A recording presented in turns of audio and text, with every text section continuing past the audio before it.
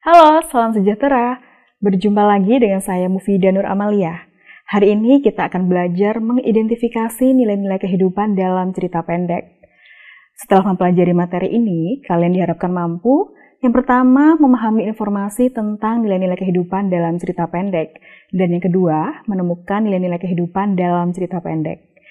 Perlu kalian ketahui bahwa cerita pendek merupakan salah satu karya sastra yang memusatkan diri pada satu tokoh dalam satu situasi.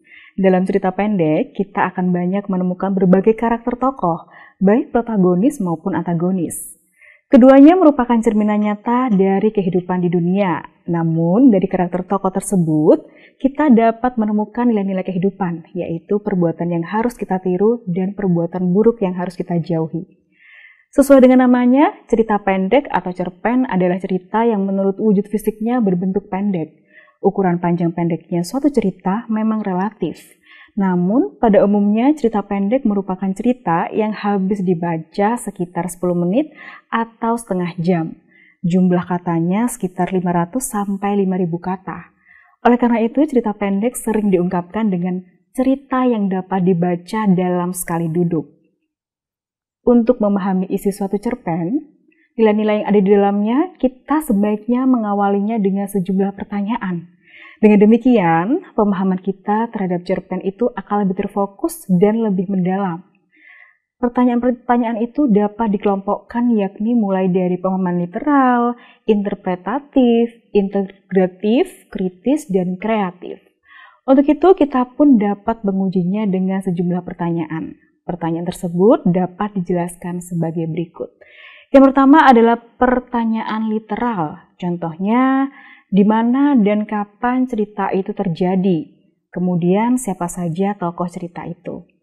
Yang kedua adalah pertanyaan interpretatif. Contohnya, apa maksud tersembunyi di balik pertanyaan tokoh A? Atau bagaimana makna lugas dari perkataan tokoh B? Yang ketiga adalah pertanyaan integratif. Contohnya, bercerita tentang apakah cerpen tersebut. Selanjutnya, apa pesan moral yang hendak disampaikan pengarang dari cerpennya itu. Yang keempat adalah pertanyaan kritis. Contohnya, ditinjau dari sudut pandang agama, bolehkah tokoh C berbohong pada tokoh A? Kemudian, apa kelebihan dan kelemahan cerpen itu berdasarkan aspek kebahasaan yang digunakannya. Yang kelima adalah pertanyaan kreatif. Contohnya adalah, bagaimana sikapmu apabila berposisi sebagai tokoh A dalam cerpen itu? Kemudian, bagaimana kira-kira kelanjutan cerpen itu seandainya tokoh utamanya tidak dimatikan oleh pengarang? Nah, selanjutnya kita akan membahas cara menemukan nilai-nilai kehidupan dalam cerita pendek. Dengan mengajukan beragam pertanyaan tentang isi suatu teks, kita akan sampai pada penemuan nilai dari teks itu. Adapun yang dimaksud dengan nilai dalam hal ini adalah sesuatu yang penting, berguna, atau bermanfaat bagi manusia. Pertanyaan kritis tentang kelebihan dan kelemahan cerpen itu misalnya akan sampai pada jawaban tentang bermanfaat atau tidaknya bagi pembaca. Agar lebih jelas, perhatikan penggalan cerpen berikut ini. Penggalan cerpen ini mengungkapkan perlunya menjaga diri, yakni untuk tidak melebih-lebihkan persoalan sepele, karena hal tersebut bisa berakibat fatal. Dalam unsur-unsur intrinsik karya sastra, pernyataan tersebut dinamakan dengan amanat. Pernyataan seperti itulah yang dianggap bernilai atau sesuatu yang berguna, sebagai obor atau petunjuk jalan bagi seseorang yang berperilaku. Oleh karena itu, berkaitan dengan baik buruknya perilaku dalam bermasyarakat, hal itulah yang dinamakan dengan nilai moral.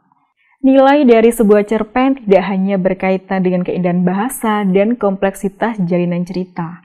Nilai atau sesuatu yang berharga dalam cerpen juga berupa pesan atau amanat. Wujudnya seperti yang dikemukakan di atas, ada yang berkenaan dengan masalah budaya, moral, agama, atau bahkan politik. Realitas pesan-pesan itu mungkin berupa pentingnya menghargai tetangga, perlunya kesetiaan pada kekasih, ketawakalan kepada Tuhan, dan sebagainya. Hanya kadang-kadang kita tidak mudah untuk merasakan kehadiran pesan-pesan itu. Karya-karya semacam itu perlu kita hayati benar-benar. Nah, untuk menemukan keberadaan suatu nilai dalam cerpen, kalian dapat mengajukan sejumlah pertanyaan. Misalnya, yang pertama, mengapa tokoh A mengatakan hal itu berkali-kali? Kemudian yang kedua, mengapa latar cerita itu di sekolah dan pada sore hari? Yang ketiga, mengapa pengarang membuat jalan cerita seperti itu? Yang keempat, mengapa seorang tokoh dimatikan sementara sedangkan yang lain tidak? Jawaban atas pertanyaan-pertanyaan seperti itu akan membawa kalian pada simpulan tentang nilai tertentu yang disajikan oleh pengarang. Baik, sekian yang dapat saya sampaikan.